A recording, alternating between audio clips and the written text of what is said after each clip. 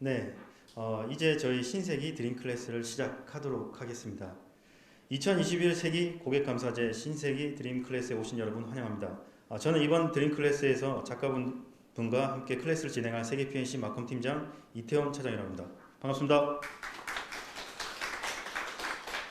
네, 저희 세계 PNC는 올해 3월 4일 그 대한민국 최대 사진 영상 이커머스인 세기몰을 오픈한 지 벌써 100일이 되었습니다. 세기몰은 2018년 세기 PNC를 창업하신 이봉훈 회장님 아이디에서 시작되었는데요. 2019년도에 1년간의 그 기획 과정을 거쳐서 작년 3월부터 1년간 약 160명의 그 개발 인력이 투입된 프로젝트였습니다. 세기몰은 세기 PNC의 44년간의 그 노하우와 경험을 바탕으로 사진과 영상을 좋아하는 디지털 크리에이터들의 새로운 놀이터라는 컨셉으로 재미있고 흥미로운 컨텐츠를 통해 다양한 정보를 얻고 상품을 편리하게 구매하며 그 상품으로 즐겁게 놀 수 있는 참여형 커뮤니티 공간을 제공하는 플랫폼 서비스입니다. 이번 세기 드림 행사는 2019년도 5월에 P&I 행사를 대신하여 처음 시작하게 되었습니다. 8분의 작가분과 함께 총 300분의 팬들과 함께 즐거운 시간을 기록하였습니다. 아쉽게도 작년 2020년도는 이 코로나라는 녀석 때문에 팬들과 만나보지 못하게 되었습니다. 항상 어떻게 하면 다시 팬들과 만날 수 있을까 늘 고민하고 생각해 왔던 것 같습니다. 2021년 올해도 역시 코로나와 함께하고 있습니다. 저희 세계 PNC는 어떤 정부의 코로나 방침 지침을 철저히 지키고 팬들의 갈증을 해소하기 위해 온라인과 오프라인이 연결하고 다양한 클래스와 신제품 체험을 할 수 있는 접목한 신세기 드림 행사를 기획하게 된 것입니다. 신세기 드림 클래스는 약 50분간 클래스와 Q&A 시간 10분, 총 60분으로 진행 예정이고 클래스 종료 후 뒤쪽에 마련된 신상품과 이슈 상품을 체험해 볼 수 있는 30분, 총 90분의 프로그램으로 구성되어 있습니다. 본 클래스는 세기 PNC 공식 유튜버인 김대리 아지트TV 채널에서도 실시간으로 보실 수 있습니다. 좋아요, 구독, 알림 설정 해주시면 대단히 감사하겠습니다. 그리고 현장에 참여하신 모든 분께는 신세기 드림 스페셜 기프트를 준비했습니다. 여기 앞쪽에 보이는 패키지인데요.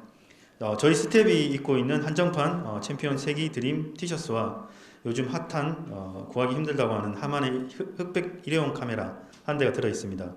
그리고 최근 저희 세기 PNC에서 정식 수입하게 된 로프로 가방 브랜드의 스페셜 굿즈, 그리고 코로나 시대 필수품이 된 마스크와 세기몰에서 바로 사용할 수 있는 3만원 할인 쿠폰까지 준비되어 있습니다. 클래스가 끝나면 1층에 들어오셨던 입구에서 나눠드리고 있으니까 꼭 받아가시기 바랍니다. 자, 이제 디지털 크리에이터를 위한 즐겁고 재미있는 시간을 함께할 작가분들의 다양한 이야기 속으로 이제 들어가 보도록 하겠습니다. 이번 클래스는 은하수를 여행하는 촬영자들을 위한 안내서라는 타이틀로 미술 전시, 축제, 교육 등의 다양한 문화 기획을 하셨고 서울문화재단, 아시아문화전당 등 다양한 사진 공모전의 수상 경력을 가지고 계신, 특히 펜탕수로 다양한 사진을 만들고 기록하고 계신 홍동민 작가님을 소개해드리겠습니다. 큰 박수로 환영해 주십시오. 안녕하세요. 광주에서 펜탁스를 사용하고 있는 홍동민입니다. 반갑습니다.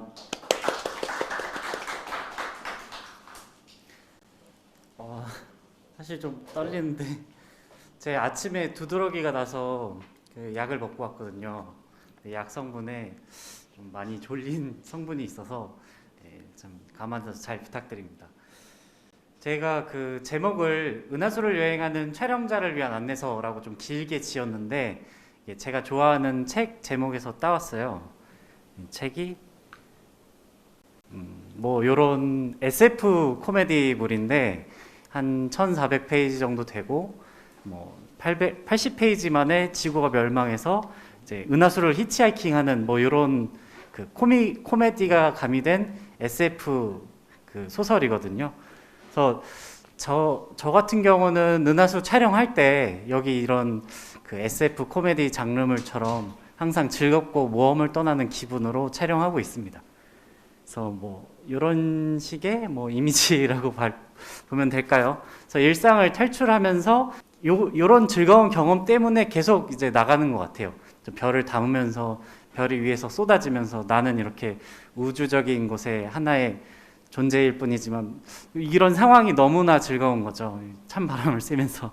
그래서 이런 경험들을 많은 분들이 같이 하셨으면 좋겠다는 이제 생각에 이런 교육을 준비해 보게 됐습니다. 뭐 간단하게 자기 소개를 드리면 펜탁스를 꾸준히 써왔고요. 저 같은 경우는 이렇게 교육 기획자라든가 다른 기획 일을 해왔었지만 사실 강사로 선 거는 이번이 처음입니다. 그래서 많은 참고 부탁드리고요. 지금 제 사진 같은 경우는 은하수를 찍은 지 얼마 안 됐을 때 찍었던 거예요. 그래서 그 뉴질랜드의 작가분께서 이 빛이 자연스럽게 인물에 퍼져서 들어가는 거를 어떻게 찍나 좀 여러 방면으로 한번 찍어 봤었는데 그 지속광을 좀 길게 줘서 찍으면은 이렇게 약한 불빛이 부드럽게 퍼진다는 걸 알 수 있었어요. 그래서 이런 여러 가지 시행착오 끝에 촬영하는 법을 여러분들 웬만하면 시행착오가 없게끔 좀 알려드리는 시간이 될 것 같습니다. 또 제가 찍은 은하수 사진을 좀 이제 보여드릴 게 뭐가 있을까 하다가 이제 보시는 사진은 그 화순에 있는 화순 적벽이에요. 그래서 화순 적벽 같은 경우는 일반적으로 출입이 되지 않는 장소인데 그 화순 적벽 중에 그 상시 개방되어 있는 그 몇 군데 장소가 있습니다. 그 장소 중에 하나가 지금 보시는 창랑 적벽이고요. 이 창랑 적벽 위로 계산을 해보니까 딱 은하수가 뜨겠더라고요. 그래서 막상 가서 촬영을 해보니까 지금 보이는 그대로 요 적벽 바로 위에 위치에 은하수가 떴습니다. 그래서 참 이제 이렇게 장소도 찾아서 가보는 게 참 재밌더라고요. 그래서 이제 아마 조금 이따가 또 말씀드리겠지만 장소 찾는 법도 알려드릴 겁니다. 그래서 뭐 다른 사진을 또 보여드린다고 하면은 지금 보시면은 왼쪽 같은 경우는 그냥 시골이에요. 그냥 차를 운전하다가 여기 나오겠는데 해서 바로 내려서 촬영한 거죠. 지금 왼쪽 사진의 오른쪽은 사실 벚꽃인데 벚꽃이 좀 예쁘게 보였으면 했는데 밤에는 이 벚꽃의 그 붉은 빛이나 흰색이 그렇게 표현되지 않더라고요. 그래서 그냥 이제 은하수만 제대로 찍어야겠다 해서 그 논밭 위에서 그냥 이렇게 찍은 거고요. 오른쪽 같은 경우는 이제 보성에 있는 비봉 공룡공원이라고 거기 같은 경우도 제가 찾아갖고 사실은 이제 공개를 안 하려고 그랬어요. 왜냐하면 그때 갔을 때 제대로 찍지 못했기 때문에 나중에 좀 편하게 찍어야겠다 했는데 한 일주일 만에 이게 사람들이 다 장소를 아시더라고요. 사진 올리자마자 바로 어딘지 알았고 유명해져서 이제 많은 분들이 찾아간 다음에 이제 그 다음 해에 촬영을 했습니다.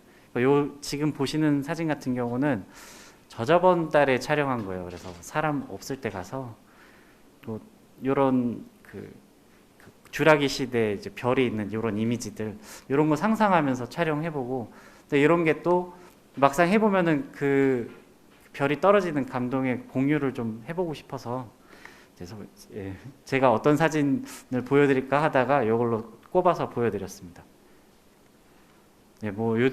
이렇게 이제 농수저수지인데 이제 은하수 장소를 찾아보다 보면은 물 있는 장소가 좀 많이 나와요. 이제 물의 성분이 그 주변에 있는 빛을 이제 먹어서 그 광해라든가 약간 좀 덜 할 수 있는 장소를 만들어 주기 때문에 이제 농수저수지에서 이제 물에 잠긴 나무가 너무 예뻐서 촬영을 했더니 이런 이미지가 나왔습니다.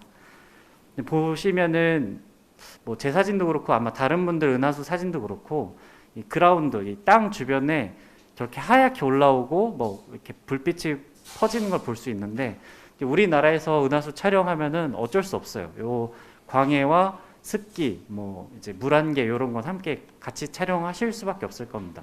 우리나라가 워낙 습한 나라기도 하고 그 주변에 뭐 가로등이라든가 아니면 도시의 불빛이 뭐 시골의 마을 불빛 뭐 이런 것들이 그 없는 장소를 찾기는 거의 불가능에 가까울 정도로 은하수 촬영하기에는 그렇게 좋은 조건의 그 장소들은 거의 없다시피 하죠. 그래도 그걸 이겨내고 촬영이 가능하다는 것을 보여드리고 싶었어요.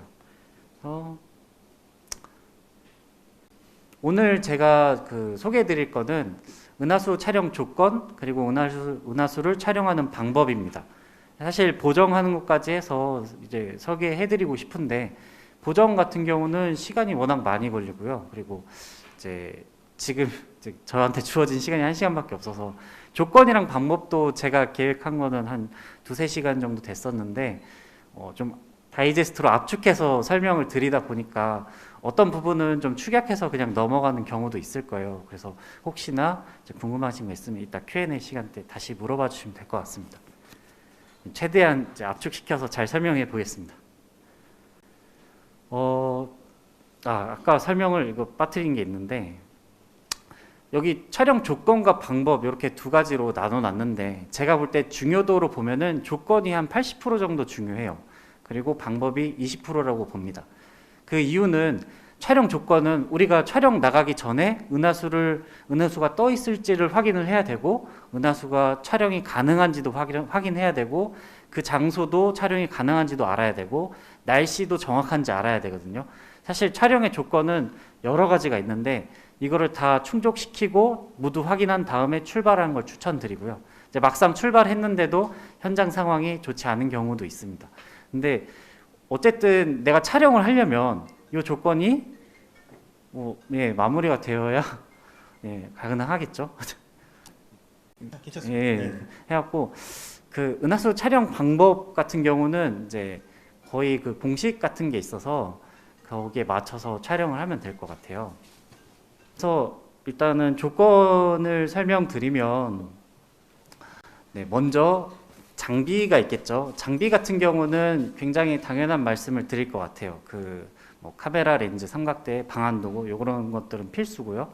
촬영 조건 같은 경우는 이제 뭐 광해가 없는 장소가 되겠죠. 우리가 흔히 아는 뭐 은하수 명소 이런 장소들이 이 해당 조건에 충족이 되는 장소입니다. 그래서 도시와 거리가 어느 정도 있고 그리고 은하수가 뜨는 방향에 광해가 적은 장소 뭐 이런 데가 이제 우리가 아는 은하수 안반대기라든가 아니면은 강원도의 각 지역들도 있을 거고요. 아니면 황매산 이런 여러 가지 포인트들이 있겠죠.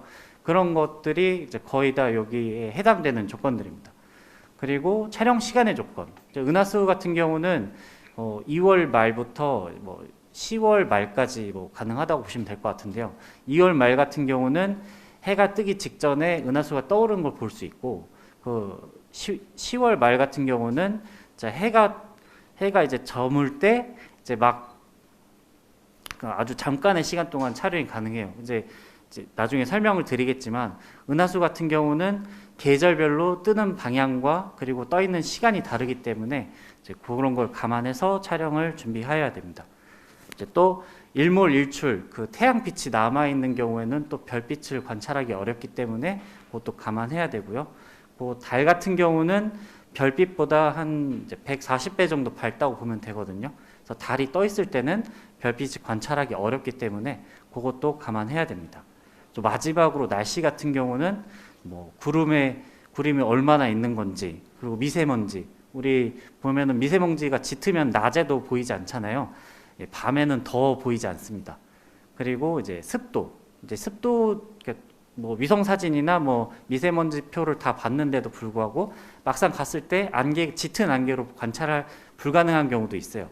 그래서 습도치까지 다 확인해야 이제 가능한 겁니다. 그래서 제가 촬영 조건을 더 중요하다고 말씀드린 거고, 요게 다 완벽하게 되어야 우리가 촬영지에 갔을 때 이 촬영이 가능하거든요. 그래서 이런 거를 간단하게 설명드리겠습니다. 이제 먼저 카메라, 렌즈, 삼각대, 방한도구 설명을 드리면 당연한 얘기라 그냥 흘려 들으셔도 되는데 보면은 이제 카메라는 당연히 좋은 카메라가 좋습니다.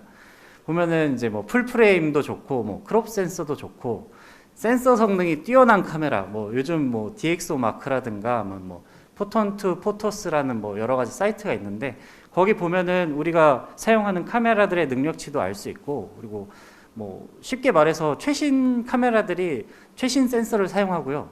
좋은 카메라들이 이제 별 담기도 좋겠죠. 그래서 센서 성능이 뛰어나고 또 이제 각 카메라 회사마다 이미지 프로세싱이 다르기 때문에 이 별을 담을 때 최적의 방법은 다들 이제 방향이라든가 기록 방법이 다 다르겠지만 좋은 카메라가 좋습니다. 그래서 당연한 얘기를 이제 몇 가지 좀 드리면, 미러리스, 요즘 미러리스 많이 나오잖아요. 그래서 미러리스 종류 최신 제품들 같은 경우는 다 좋은 성능을 발휘하고 있고요.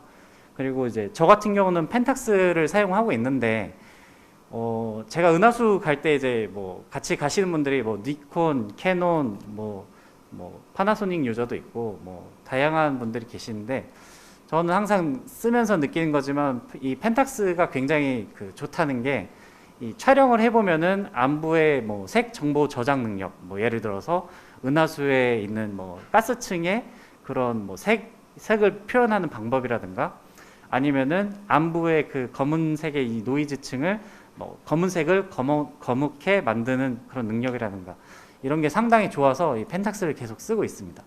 물론 이제 다른 타사들도 이런 부분에서 많은 이제 능력을 보이고 있지만, 특히나 최신 제품들은 이런 걸 정말 잘 하고 있죠.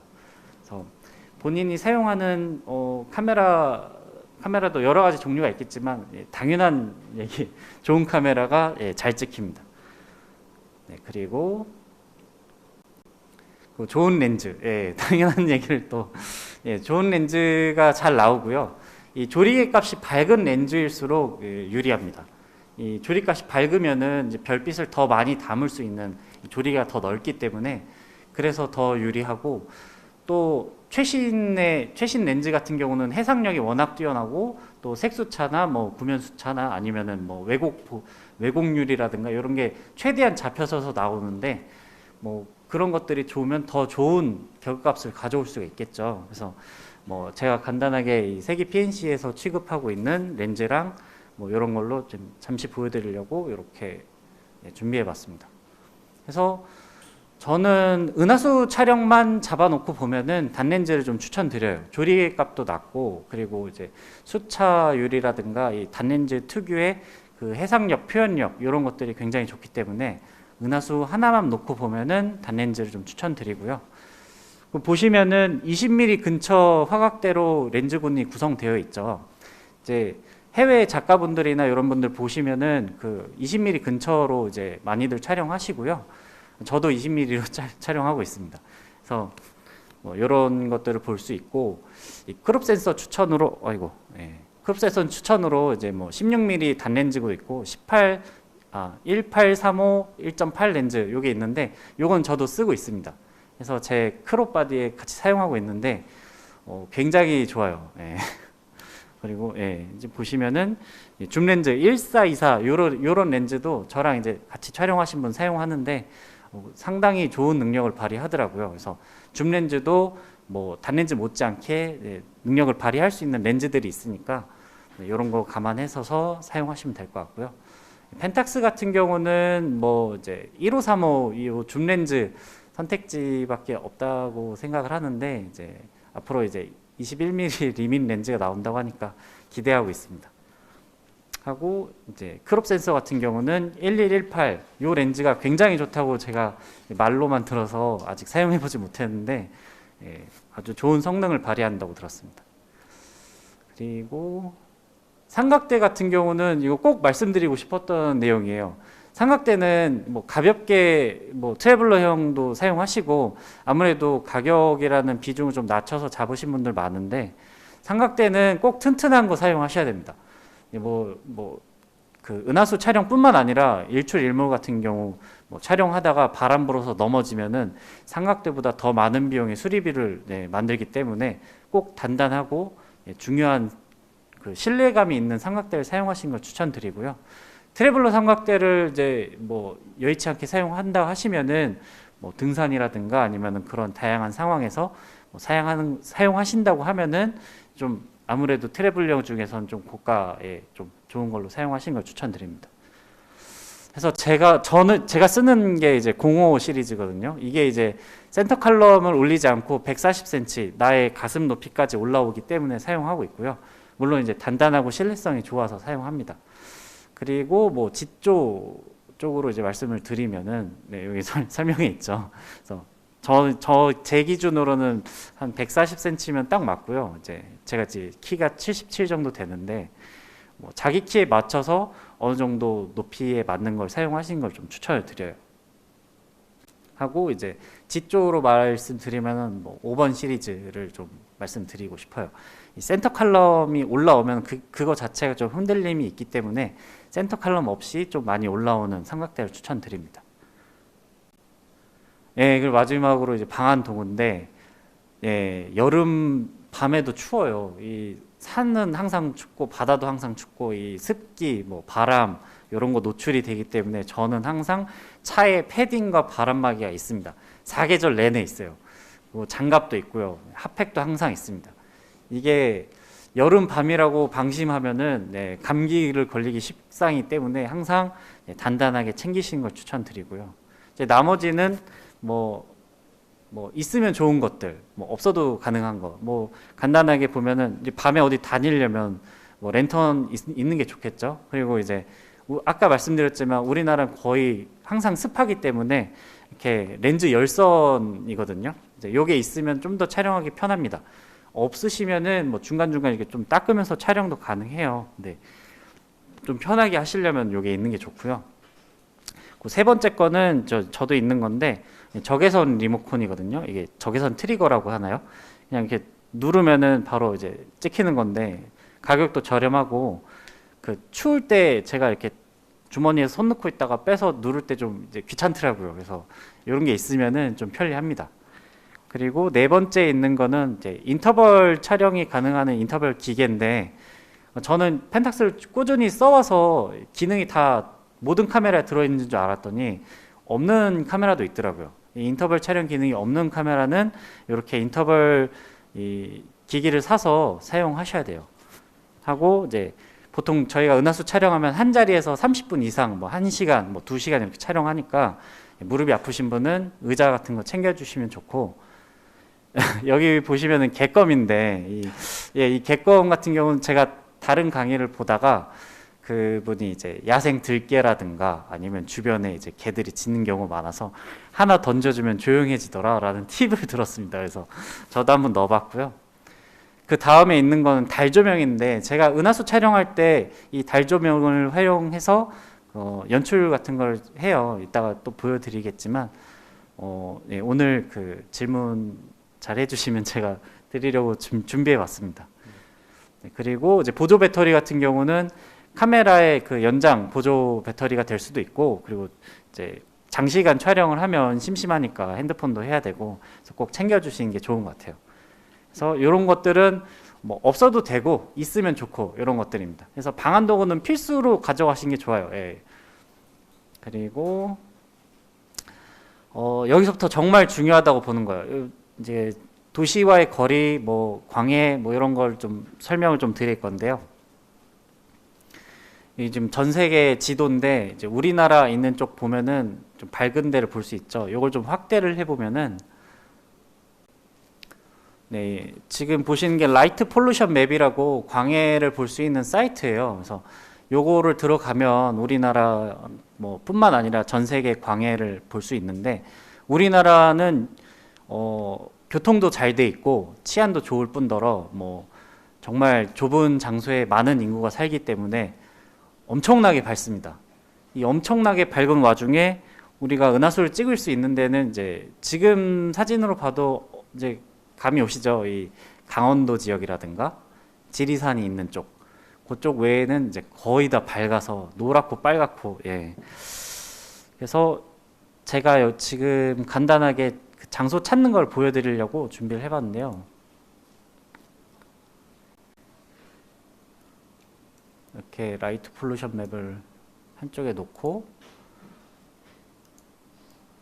이렇게 네이버 지도나 다음 지도를 하나 띄워놓고 네, 이렇게 찾습니다.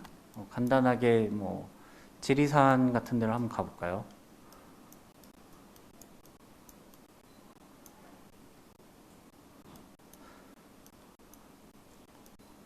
네, 이런 식으로 합치시켜서 이제 확인을 하는 거죠. 보면은 아마 이쪽이었던 것 같은데요. 예, 여기 있네요.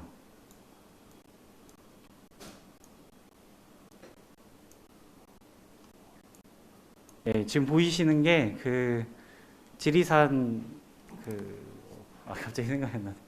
그 지리산에 있는 그 은하수 촬영지인데요. 딱 보시면은 그 도시로부터 어느 정도 거리가 있고요. 그리고 은하수가 뜨는 남동쪽에서 남서쪽까지의 이 불빛이 좀 적은 데를 확인할 수 있어요. 그리고 고도도 그 1100m 정도 되는 높이인데 보통 더스트 벨트라고 그 미세먼지층과 이제 먼지층이 한 900m까지 올라오거든요. 그 위에 가면은 또 촬영하기 더 좋습니다. 그게 이제 해당되는 게 뭐 황매산이라든가 아니면 뭐 강원도 각 지역이겠죠. 근데 이제 저 같은 경우는 그 고도가 뭐 높지 않더라도 일단 촬영이 가능한 장소면 그냥 가서 찍고 있어요. 그냥 뭐 현장에 가서 찍어 보니까 그 베스트 이상적인 형태의 은하수를 촬영할 수 있는 건 아니지만 일단 나오기 때문에 찍을 수 있으니까 찍는다는 느낌으로다가 그냥 이제 뭐 고도가 높지 않더라도 가서 찍고 있습니다. 이런 식으로 은하수 촬영지를 찾고 있어요. 그래서 찾아서 실제로 가서 촬영해보고 그런 식으로 보고 있습니다. 그리고 여기 지금 이 사진 같은 경우는 이제 그 도시 광해를 설명드리려고 이제 가져왔는데 이 이너시티 스카이, 이 도시 안에서는 별이 거의 안 보이고요. 이 도시 외곽으로 가면은 살짝 어두워져서 별이 한두 개 정도 보입니다. 뭐 서울로 치면은 경기도권으로 할 수 있겠죠. 뭐 근교, 정확한 의미의 근교는 이제 도시 외곽권이라고 해서 이 경기도를 살짝 벗어난 지방의 근교권이라고 볼 수 있고, 이 시골 같은 경우는 이게 해외 자료다 보니까 도시로부터 100m 떨어진 곳을 시골이라고 하더라고요. 이제 우리나라 기준엔 한참 벗어나는데 우리가 가는 곳은 대부분 이 근교와 시골 사이 지점이 될 거예요. 오지 같은 경우는 정말 오지라 우리나라에는 없다고 보시면 되고요. 시골도 아마 찾기 굉장히 힘든 것 같습니다. 뭐 강원도가 아마 이 정도 되지 않을까. 그래서 그 도시로부터 어느 정도 떨어진 건 항상 생각을 해 두셔야 되고요. 그리고 이제 은하수 방향에 불빛이 있으면 어떻게 되는지 제가 보여드리겠습니다. 제가 이제 바닷가로 그냥 단순하게 지도와 장소만 보고 갔는데 이제 바닷가는 바다니까 빛이 없을 거라고 생각을 했어요. 근데 이제 항구의 불빛부터 저 멀리 고기잡이 배, 그리고 이날 또 이제 하얗게 밀려오는 게 이제 해무거든요. 해무가 시커멓게 물밀듯이 밀려오는데 그게 이제 빛의 난반사로 이렇게 대낮같이 화냈습니다. 제가 어떻게든 뭐 해보겠다고 이렇게 만들었는데 딱 요럴 때 망했다. 이제 저랑 같이 가신 분들도 이제 망했다. 뭐 이렇게 했던 기억이 있네요. 이런 계산을 다 하고서도 현장에는 이런 상황이 연출이 될 수도 있습니다. 그래서 다 감안하시고 어떻게 보면은 이제 모험에 항상 성공할 수는 없는 거잖아요. 그래서 실패도 있는 거죠. 또 요날 그 비봉 공룡공원 처음 간 날이라 나름 소기의 성적을 얻었던 장소여갖고 기억에 더 남아 있습니다. 하고 보면은 이제 장소에 대한 설명을 드렸으면 이번에는 이제 시간, 계절, 뭐 일몰, 일출, 뭐 달, 월령 요 설명을 드릴 건데, 지금 보시는 자료는 그 그레이트 테턴 내셔널 파크라고 이제 미국에 있는 그 국립공원인데, 여기가 우리나라랑 그 북경이라고 하나요? 그게 이제 거의 비슷한 지점이어서 그 은하수가 뜨고 지는 모양이 거의 비슷해요. 그래서 그거를 이제 각 그 월당 새벽 2시에 촬영한 거를 이제 합쳐서 한 사진에 담은 건데요. 보시면은 S가 남쪽이고 E가 이스트, W가 웨스트 해서 이제 서쪽, 동쪽. 그러니까 보시면은 4월 달부터 뭐 9월까지 지금 기록이 되어 있는데 2시 기준으로 보니까 은하수가 뜨고 내려가는 게 이제 뭐 타임랩스처럼 지나가는데 이게 이제 계절별로 다른 거죠. 그래서 은하수의 주기라든가 이런 것을 또 감안을 하셔야 됩니다. 자, 아까 제가 처음 말씀드린 게 있는데 그 2월 말부터 이제 10월 말까지 관찰이 가능하다고 말씀드렸잖아요. 사실 2월 말은 관찰할 수 있는 시간이 거의 30분 정도로 보시면 되고요. 10월 말도 30분 정도로 보시면 돼요. 근데 우리가 그래서 뭐 다른 분들이 은하수 촬영이 쾌적할 때는 언젠가요? 하면 여름이라고 말씀드리는데 여름이 아무래도 촬영할 수 있는 시간이 길겠죠. 근데 또 반대로 여름 같은 경우 해가 기니까 보통 이제 일몰이 뭐 8시 넘어서고 일출이 5시 넘어서잖아요. 또 그런 시간도 감안을 하셔야 됩니다. 그래서 은하수가 관찰이 가능한 거, 또 촬영이 가능한 방향 이런 것도 다 감안하셔서 장소에는 이 장소에는 어떻게 촬영이 되겠다 계산해보고 가시는 걸 좀 추천을 드려요. 그래야 실패를 좀 덜 하고요. 요거는 이제 설명을 드릴 것 중에 하나인데, 우리가 일출 일몰 시간을 골든 아워라고 해서 뭐 인물 사진 찍을 때도 많이 이제 선호하는 시간이기도 하고 드라마틱한 표현이 가능한 시간이잖아요. 근데 해가 지고 난 뒤나 해가 뜨기 전에도 이 블루 아워라고 해서 이 해의 여명이 나옵니다. 이게 이제 파란 빛으로 나오는데 요것 때문에도 촬영이 좀 어려워요. 지금 사진 보시면은 위쪽 이 사진 같은 경우는 우주 정거장에서 지구를 찍은 사진인데, 검은 곳은 지금 이미 밤이 되었고, 그리고 좀 지구 반대쪽으로 나오면은 이제 좀 빨간 데가 이제 골든 아워죠. 이 빨간 데와 이 검은 밤이 된 사이에 이 푸른 장소가 바로 블루 아워가 된 곳입니다. 이 블루 아워 시간에도 은하수 찍기에는 굉장히 어렵고, 이미 파란 그 아침 새벽 그 여명으로 이제 시야가 밝아져서 별빛이 관찰이 되지 않는 시간이에요. 그래서 이제 감안해 주셔야 되는 게 일몰 후 2시간, 일출 전 2시간. 좀 제가 많이 빠듯하게 잡았는데 그래도 나는 좀 밝게나 아니면 좀 감안해서 찍고 싶다 이러면 1시간으로 좀 줄이셔도 되긴 합니다. 근데 상당히 어려우실 거예요. 블루 아웃 시간에도 은하수를 찍을 수는 있긴 한데, 저 찍은 사진도 있거든요. 이따 보여드릴 건데 굉장히 어렵습니다. 그래서 지금 보시면은 왼쪽이 블루 아워 시간에 이제 달 떨어진 거 찍었던 사진이고, 오른쪽이 이제 일출이 막 해가 막 더 올라왔을 때 사진인데, 가운데 있는 게 아까 그 설명드린 이 지리산 정령치라는 장소입니다. 정령치를 그러니까 그 가운데 사이 시간만 촬영이 가능한 거죠. 그래서 뭐 이렇게 보실 수 있고요. 그리고 이제 달의 원령에 대해서 설명을 드리려고 가져온 자료인데, 일반적으로 달이 뜨면 보이지 않아요. 이게 그 이유가 이제 별 같은 경우는 0.002 룩스 정도 되고, 이 달은 0.267 룩스, 거의 133배, 140배 정도라고 보시면 되고, 달이 뜨면은 별이 뭐 목성이라든가 아니면 밝은 몇 개의 별들만 보일 뿐이지 나머지 별들이 보이지 않거든요. 달이 너무 워낙 밝아서. 그래서 우리가 뭐 이런 핸드폰 어플들이 있어요. 그래서 별자리 표라든가 이제 포토필스 요거를 제일 많이 쓰시더라고요. 그리고 이제 뭐 스텔라리움 뭐 이런 프로그램도 있고, 그래서 AR 기능으로 뭐 촬영 전에 달의 위치라든가 은하수의 위치까지 확인을 할 수 있어요. 그래서 우리가 촬영 전에 핸드폰으로 미리 확인을 시뮬레이션을 해보고 가는 것도 추천을 드리고요.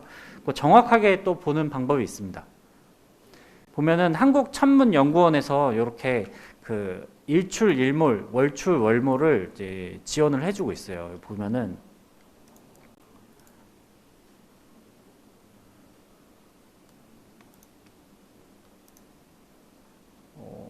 이런 사이트들이 있는데요. 이렇게 지역을 누르면은 이렇게 쭉 이제 월출몰 시간이랑 다 나옵니다. 그래서 저 같은 경우는 그 1월 정도에 이 사이트를 다 보고 정리를 미리 엑셀이나 이런 걸 해놔요. 그래서 그 몇 월에는 며칠부터 며칠까지 뭐 달이 없으니까 촬영이 가능하다 이런 걸 다 정리를 해놓고요. 그리고 뭐 이제 은하수 뜨는 방향도 체크를 해놨다가 이제 어느 장소에는 뭘 걸고 찍을 거니까 여기서 찍어야겠다. 여기서 찍으려면은 남동쪽에 얘가 있어야 된다. 뭐 이런 계산들을 해놓거든요. 자, 그런 계산을 미리 해놓으면은 촬영할 때 어려움 없이 더 쉽게 찍을 수 있어요. 현장에 갔을 때, 은하수가 여기 떠야 되는데 여기 있네 이런 경우도 많거든요. 근데 그런 거는 그러니까 실수를 줄이려면은 사전 계획을 철저하게 하는 수밖에 없습니다. 그래서 제일 중요한 것 중에 이제 이게 정말 어려워요. 이게 항상 어려운 건데 이 앞에 두 가지는 미리 사전에 계획하고 정리를 할 수 있어요. 뭐 장소라든가 아니면 월출몰 요거는 이제 머리로 다 계산이 가능한 부분이죠. 이 날씨는 어떻게 안 됩니다. 기상청도 틀리는 걸 제가 맞추긴 어렵겠죠. 그래도 기상청에는 이제 자료를 많이 주기 때문에 기상청에서 운영하는 나우누리, 날씨누리라는 사이트를 들어가면 항상 이런 자료를 이제 제공을 하고 있어요. 여기 보면 위성 사진도 제공을 하고 있는데 구름 사진 보이죠? 여기 보면은 여기 플레이를 누르면은 이렇게 구름 움직임까지 확인이 가능합니다. 그래서 구름이 있는지 없는지를 시간 단위로 파악을 해야 되고요. 이제 출발하기 직전까지 위성 사진 보고 출발합니다. 그럼에도 불구하고 갔을 때 구름이 있는 경우도 있어요. 날씨가 정말 중요해서 이렇게 모든 계획을 해도 막상 갔을 때 막 안개가 끼는 경우도 있고, 요거는 정말 어려운 거라 저도. 근데 항상 계획을 해야 그 계획에서 퍼센티지로 성공할 확률이 올라간다는 거 알고 계시면 좋을 것 같고, 그리고 날씨 보면은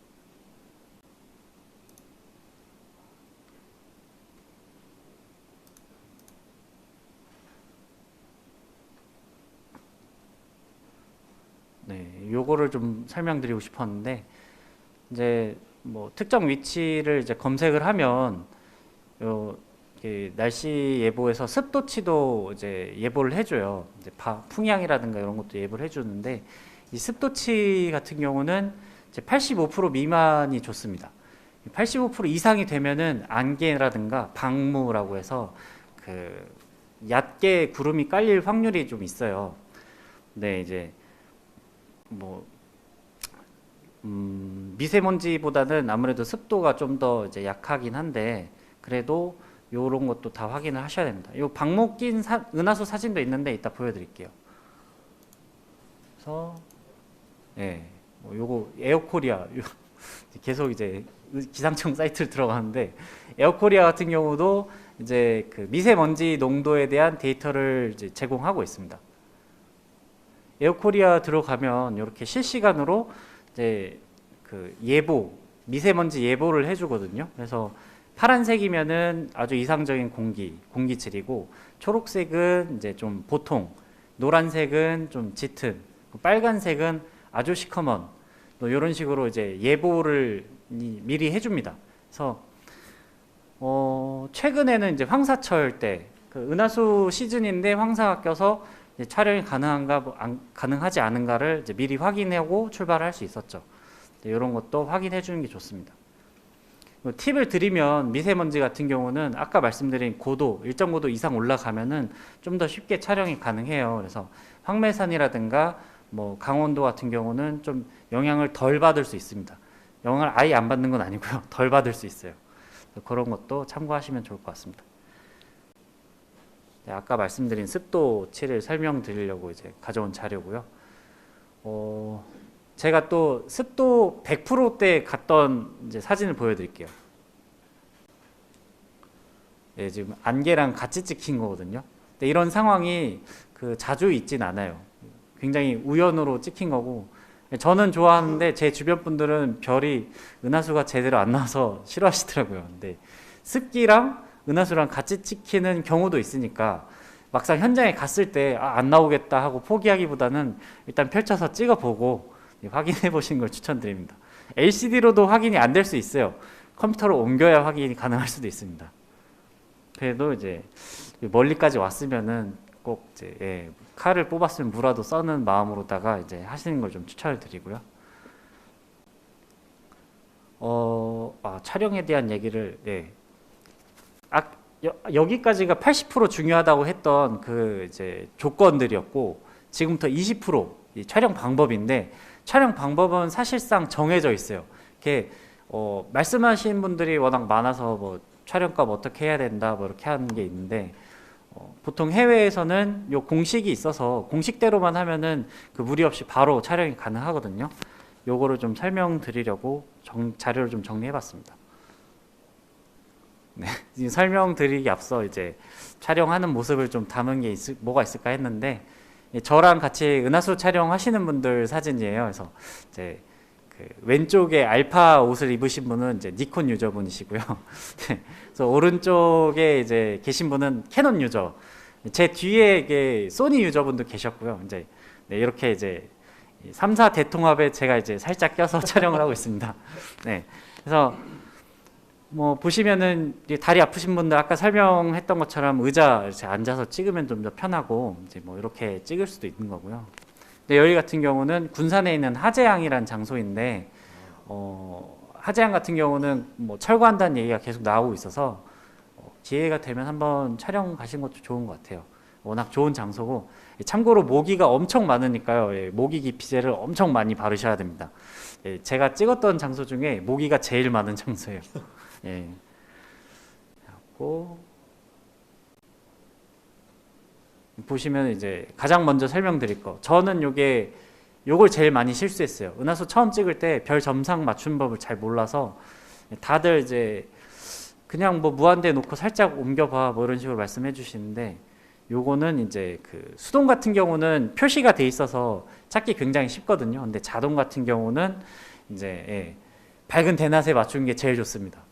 예, 이 낮에 밤에 초점 맞추는 게 굉장히 힘들고 뭐 후라시 이렇게 키고 해도 안 맞는 경우가 많아요. 그래서 낮에 제일 먼 곳 잡아서 초점을 최대한 맞춰 놓고 그 이제 스카치 테이프나 마스킹 테이프로 많이 발라 놓으면 움직이지 않거든요. 그래서 이제 매뉴얼 모드로 항상 해 놓고 낮에 미리 맞춰 놓으면 밤에 고생할 필요가 없죠. 네. 근데 이제 불가피하게 밤에 맞춰야 되는 경우도 있습니다.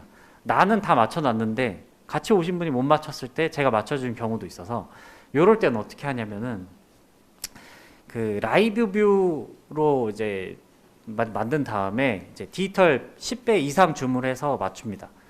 근데 이제 이제 설명이 돼 있는 대로 이 별빛이 제일 작아지는 그 범위까지 이제 무한대로 맞춰 놓은 다음에 이제 살살살 돌리다 보면은 이 별이 제일 좁쌀만해질 때가 있어요. 그게 이제 딱 이제 별 점상이 맞는 포인트고요. 이제 여기 보면은 이제 주의점 노트라고 써 있는데 이 렌즈는 보통 가운데 있는 그 대상을 최적으로 설정해 놓기 때문에 우리도 별 점상을 맞출 때는 가운데 있는 대상, 가운데 있는 별을 보고 맞춰야 됩니다. 가에 있는 걸 맞추면은 가운데가 틀어질 수도 있어요. 그래서 가운데 있는 별을 맞추고 별 점상을 맞추시면 됩니다. 뭐 다른 방법, 이런 방법 해봤는데 지금 말씀드린 이 두 가지가 제일 간단하고 잘 맞아요. 그래서 이렇게 맞추시면 되고요.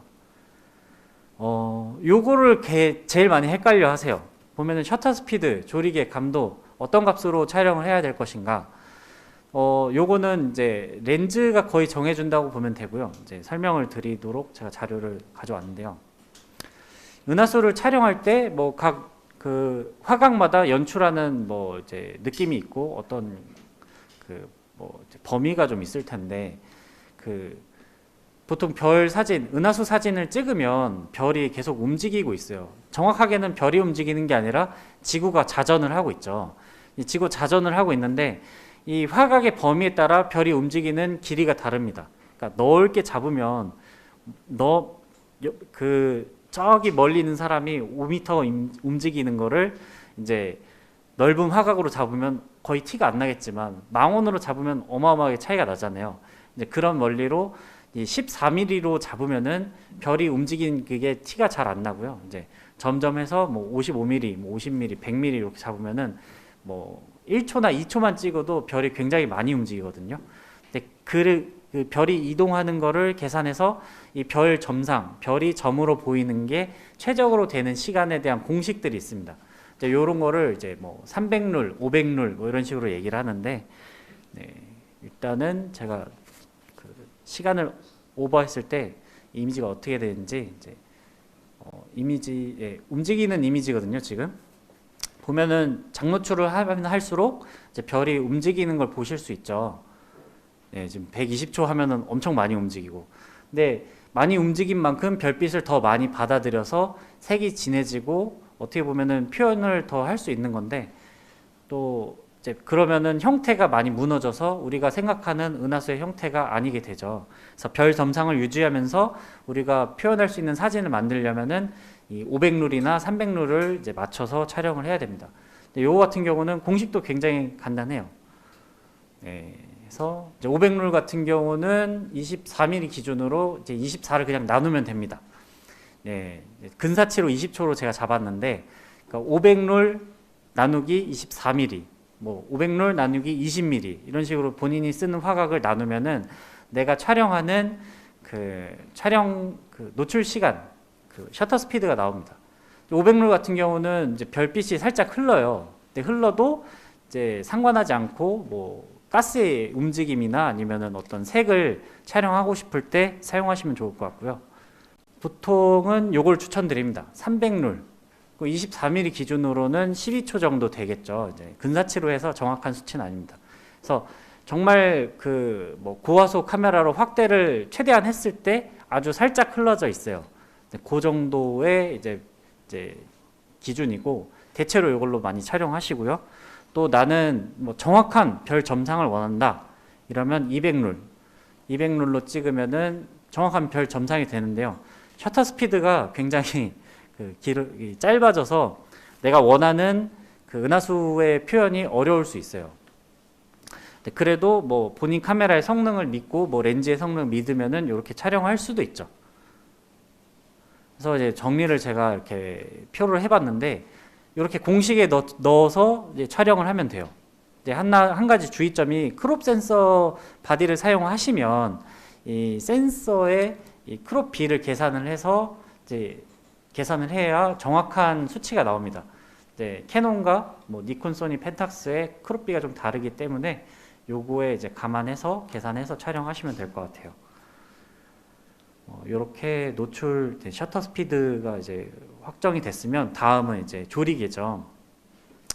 조리개도 이제 지금 보면은 조리개 값에 따른 수차라고 제가 적어 놨는데, 일반적으로 조리개를 조이면은 이제 색수차도 줄고, 이제 엣지 부분에 이제 뭐 비행 접시처럼 생겼는데 이게 코마 수차라고 하거든요. 이게 뭐 화살표처럼 뭐 왜곡되고 찌그러지는데, 이것도 조리개를 조이면은 이제 좀 어느 정도 줄어듭니다. 뭐 조리개를 조이면 당연히 이 비네팅이 좀 줄고 주변부 화질도 올라가죠. 하지만 조리개 최대 개방하셔야 돼요. 왜냐면은 이제 아까 달 설명하면서 말씀드렸지만 별이 굉장히 빛이 약하기 때문에 어떻게든 담아서 우리가 별을 찍기 위해서 촬영하는 거잖아요. 그러려면 최대 개방으로 촬영하셔야 됩니다. 뭐 바디의 성능의 여건이 어느 정도 돼서 살짝 조일 수는 있어요. 뭐 프로 사진 그 은하수 촬영하시는 분들도 뭐 1.8 렌즈인데 뭐 f2로 촬영하시기도 하고요. 2.4로 촬영하시기도 하고요. 그거는 본인의 바디와 렌즈 특성에 맞춰서 어느 정도 조절을 하신 거예요. 그렇게 해서 촬영하시면 되고, 웬만하면은 최대 개방으로 촬영하시는 걸 추천드립니다. 그래서 뭐 예를 들어서 우리가 뭐 항상 그 조리개 밝은 렌즈를 쓸 수는 없잖아요. 그래서 뭐 기본 렌즈로 사용할 수도 있는 거고, 아니면 f4짜리 렌즈를 쓸 수도 있는 건데, 만약에 그렇게 된다 하면은 감도를 올려서 촬영하시면 됩니다. 그래서 뭐 화질이 좀 뭉개지는 건 어쩔 수 없지만 촬영이 다 가능하다는 거. 그래서 뭐 기본 렌즈로도 찍어본 적 있는데요, 다 잘 나와요. 뭐 조리개 뭐 4든 뭐 조리개 5.6이든 촬영도 가능하고 다 촬영이 가능. 뭐 그러니까 고감도의 성능이 좀 필요하긴 하겠죠. 근데 뭐 보급기로 촬영해도 충분히 나옵니다. 그래서 마지막으로 이제 감도가 있겠죠. 감도 같은 경우는 이제 히스토그램 표를 보면은 맨 아래는 과노출이고 맨 위에는 아주 시커멓게 나온 거겠죠. 근데 우리가 밤에 찍으니까 보시면은 이 좀 살짝 어둡게 찍힌 게 적절한 노출 값입니다. 우리 같은 경우는 이 어두운 밤하늘에 별이 찍혀야 되기 때문에 만약에 이 값이 아닌 중앙 값이면은 굉장히 환하게 나올 거고요. 그 위에면은 그 어둡게 찍히긴 하는데 주변에 있는 데이터, 그러니까 뭐 별을 제외한 그런 것들이 좀 찍혀 있지 않을 확률이 높아요. 보정할 때도 그런 소실된 데이터가 좀 이제 뭐 노이즈를 유발할 수도 있는 거죠. 그래서 이제 간단하게 보면은 보통 렌즈가 조리개와 셔터 스피드를 정한다고 보시면 되고요. 감도는 카메라가 정한다고 보시면 됩니다. 이 카메라가 얼마나 이 성능을 발휘해 줄 것인가에 따라 이 감도 조절을 해주면 될 것 같고요. 저 같은 경우는 이제 20mm 기준으로 20mm f 1.8입니다.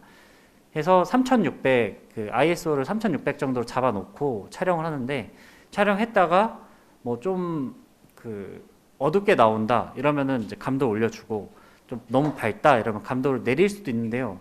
뭐 조리개를 살짝 한 스탑 조여준다든가 이런 식으로 해줍니다. 예, 요거는 설명을 간단하게 드리려고, 네, 요거 같은 경우는 펜탁스 KS2라는 보급 바디예요. 상당히 저렴하고 좋은 바디인데, 이게 바디 성능으로서는 충분하지 않은 바디이기도 합니다만 어쨌든 잘 나옵니다. 지금 요거를 굳이 보여드린 거는 어떤 카메라도 다 나올 수 있다는 걸 보여드리려고 좀 가져온 거고요. 예, 사용한 렌즈가 아까 좋다고 말씀드렸던 1835 1.8 렌즈죠. 그래서 지금 이 값을 보면은 18mm로 촬영을 했고, 18mm로 촬영했기 때문에 이제 풀프레임 환산하기 27.5 정도 될 거고요. 이제 계산을 해보면은 뭐 11초나 10초 정도 되는데, 저는 10초로 이제 계산을 해서 촬영했습니다. 하고 감도 같은 경우는 3000 근처에 촬영했더니 좀 모자란 것 같아서 5000으로 올려서 촬영을 했어요. 이런 식으로 이제 공식이 있으니까 이제 실제로 현장에 갔을 때는 공식에 맞춰서 다 대입을 해서 보면은 그렇게 어렵지가 않아요. 그래서 보통 이제 주먹구구식으로 하는 경우도 많은데, 뭐 나는 14mm로 찍었는데 이게 좋아라고 이제 하실 수도 있는데, 이제 최적의 값은 사실 정해져 있다는 거. 이렇게 공식에 맞춰서 해주시면 될 것 같습니다. 이제 마지막으로 아까 여기 제 사진 보면은 스택이라고 적어놨는데, 저는 은하수 촬영할 때 일반적으로 스택을 많이 하고요. 그 딥스카이라든가 별 사진 같은 이제 아주 작은 별을 밤에 찍는 경우는 이런 스택 작업을 주로 이제 많이들 하시거든요. 그래서 이제 뭐 천체 사진 하시는 거 좀 참고해 보기도 하고, 천체 사진 보정을 제가 연습을 해봐서 은하수에 대입시킬 수 있는 거는 대입시켜 보기도 하고 하는데, 이 스택 과정을 하니까 이 디테일도 살아나고 여러 가지 표현이 가능하더라고요. 이제 그거를 이제 보여드리려고 이제 촬영하실 때 인터벌 촬영은 한 10매 이상 하는 걸 추천드리고요. 저 같은 경우는 30매 정도 촬영합니다. 30매 촬영하면은 뭐 15초 촬영하고 15초 휴식. 그러니까 이 카메라도 프로세싱하는 시간이 필요해요. 보통 노출 시간만큼 이제 잠깐 쉬어주는 게 좋은데, 그게 이제 15초 촬영, 뭐 15초 휴식하면 30초죠. 근데 이제 그 사이 앞뒤로 좀 더 빼고 뭐 계산을 뭐 대충 한다 보면은 한 컷 찍는데 한 20분 정도 소요된다고 보시면 되고요. 뭐 차에서 내리고 뭐 장소 이동한 것지 한 40분으로 보고, 그럼 한 컷 하는데 40분 정도 걸린다고 보시면 되죠. 근데 뭐 내가 좀 더 많이 하고 싶다 이러면 뭐 30매가 아니라 뭐 50매 해도 되고 100매 해도 됩니다. 적층 프로그램이 좀 더 오래 걸리고 또 촬영 시간도 오래 걸리겠지만 디테일은 좀 더 늘어날 수 있어요. 근데 저 같은 경우는 은하수 찍을 수 있는 시간이 이제 밤에 아까도 설명드렸지만 길지 않아요. 내가 찍고 싶다고 찍을 수 있는 게 아니라 이 찍을 수 있는 시간도 정해져 있고 장소도 정해져 있고 날씨도 정해져 있기 때문에 최대한 그 찍을 수 있는 걸 찍어야 돼서 30매 찍고 다음 장소 가서 30매 찍고 이렇게 하다 보면은 시간이 부족해서 이렇게 찍게 됩니다. 요거 같은 경우는 제가 그 왼쪽 같은 경우는 단일 컷으로 찍은 거고요. 오른쪽 같은 경우는 스택 해갖고 이제 한 이미지를 이제 제가 보정을 한 거죠. 한 장으로 보정했을 때와 스택으로 보정했을 때 좀 차이를 설명드리려고 제가 가져온 이미지고요. 요거 같은 경우는 이제 제가 은하수 중심부만 확대해서 보여드릴게요. 네, 이런 식으로 좀 차이가 납니다. 뭐 가스층의 움직임이라든가 이 디테일이라든가 색이라든가, 물론 이제 색온도가 살짝 차이 나긴 하는데, 이 색온도 차이 나는 것도 이 적층이 되면서 이 부족한 색 정보 부분을 보완이 되다 보니까 이런 좀 보정할 때 이제 거의 비슷하게 했어요. 비슷하게 했는데 좀 이런 디테일의 차이가 있겠죠. 그래서 되도록이면은 한 장소에서 여러 장 찍는 걸 좀 추천드립니다. 이제 뭐 나중에 보정을 어떻게 할지 모르지만 여러 장 찍어놔야 내가 좀 다른 방법으로 시도해 볼 수도 있고 가능성이 있으니까요. 그래서 다음 보시면은 제가 촬영한 거를 이제 거의 원본이거든요. 이게 밝기 보정밖에 안 하고 디테일 보정 아무것도 안 했어요. 그래서 이게 지금 30컷 하는 게 이제 타임랩스로 흘러가고 있는 겁니다. 보면은 중간중간 뭐 왔다 갔다 하죠. 이게 이제 제가 그 달 조명으로 연출하려고 이제 이런 식으로 촬영을 했는데 이런 거를 합쳐갖고 이게 촬영값이고 제가 4가지 컷으로 만들었거든요. 이제 보여드릴 겁니다. 이런 식으로 컷을 만들었어요. 그래서 그라운드도 이제 지금 보시는 거는 이 3장을 합친 거고요. 3장을 합쳐서 그라운드 컷을 만들고 이제 위에 있는 거는 30컷에 있는 걸로 이제 정리가 된 거고요. 이거는 접니다. 제가 이렇게 들고 있는 건데 이런 식으로 연출도 해보고 왜 안 넘어가지? 네, 이렇게 이제 같이 온 친구를 찍어줬어요. 이 친구는 파나소닉 유저인데 일단 이렇게 같이 온 분들 기념되라고 또 찍어주기도 하고요. 그리고 뭐 이런 식으로도 찍어줍니다. 보통 이게 타임랩스 돌릴 때 그냥 뭐 스카이 뭐 따로 찍고 그라운드 따로 찍고 이렇게 하는 게 사실 베스트긴 해요. 베스트긴 한데 시간이 좀 아까워서 여기 찍고 얼른 다른 장소 가야 되니까 찍을 때 그냥 한 번에 다 해버립니다. 근데 이제 뭐 내가 진지하게 제대로 해야겠다 이러면은 스카이 찍고 이제 그라운드도 다른 설정값 그 이제 라이트 페인팅에 맞는 설정값으로 다시 바꿔서 촬영하는 게 맞습니다. 그래서 이제 적층 프로그램이 이제 요게 이제 제일 많이 쓰는 겁니다. 딥스카이 스태커라고 이 딥스카이 뭐 성운이라든가 뭐 별 사진 하신 분들이 쓰는 적층 프로그램이고요. 네, 요거 같은 경우는 이게 프리웨어기도 한데 약간 난이도가 있어요. 약간 뭐 다크 이미지나 아니면은 뭐 디테일한 정보가 좀 필요합니다. 그래서 요거 말고 제가 주로 쓰는 게 요겁니다. 이제 세쿼터라는 프로그램인데 좀 더 가볍고요. 은하수 보정이나 이런 거에 좀 특화가 돼 있어요. 그래서 제가 뭐 보정을 보여드릴 기회가 되면은 뭐 이렇게 보여드리기도 할 텐데 상당히 가볍고 아주 간단하게 사용 가능한 적층 프로그램입니다. 그래서 뭐 그걸 활용해서 이렇게 찍었죠. 그래서 여기 같은 경우는 이제 활성산이라고 이제 전남권에 있는 산인데 거기에도 이제 은하수가 아주 잘 떠갖고 여기가 2월 말인가 3월 초 정도 은하수 잠깐 찍을 수 있는 시간대에 간 사진이에요. 춥기도 엄청 추웠어요. 이 패딩을 입고 있는데도 추위가 막 뚫고 오니까 스카이 찍어 놓고 이제 차에서 막 몸 녹이고 있다가 이제 찍어야겠다고 이제 그라운드 따로 찍은 컷입니다. 그래서 이렇게 이제 가운데 있는 건 저고요. 이제 들고 있는 건 달 조명. 달 조명을 들고 이제 들어가는 게 라인으로 찍힌 겁니다. 하고 이제 같이 간 친구도 이렇게 찍어줬어요. 이제 뭐 반짝반짝 지금 보일 텐데 이제 잘 보이진 않지만 제가 타노스 장갑을 껴줬어요. 잘 보이지는 않으실 겁니다. 해서 이렇게 만들어 보기도 하고 했습니다. 보시면은 아까 블루 아웃 시간대 찍은 사진 보여드린다고 했는데 맨 오른쪽 사진이 블루 아웃 때 찍은 사진이에요. 블루 아웃 때 이제 세상이 다 파란데 과연 나올까 해서 이제 어차피 이제 다 찍었으니까 인증샷 하나 해보자 해서 이제 모여서 찍었거든요. 근데 다행히 나오긴 나옵니다. 지금 보면 은하수 중심부에 가스층이 나오긴 나왔는데 다른 사진들과 달리 안에 파랗고 하얀 값 외에는 다른 값이 존재하지 않았어요. 아예 빨간 값도 없고 옐로우 값, 뭐 그린 값 전혀 없이 그냥 파란색의 색값만 있더라고요. 그래서 어떤 은하수의 개조 표현, 뭐 이런 은하수 가스층에 꿈틀대는 모양이나 어떤 그런 걸 표현하고 싶어도 지금 이 보정이 최선이었습니다. 그래서 블루 아웃 시간대 촬영하면은 이런 이미지가 됩니다.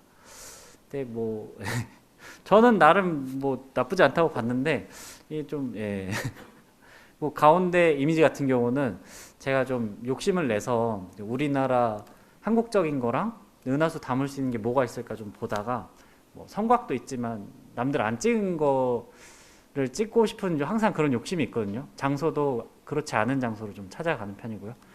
여기 같은 경우는 이제 저수지가 수몰된 그 마을을 바라보는 망향정이라는 건데요.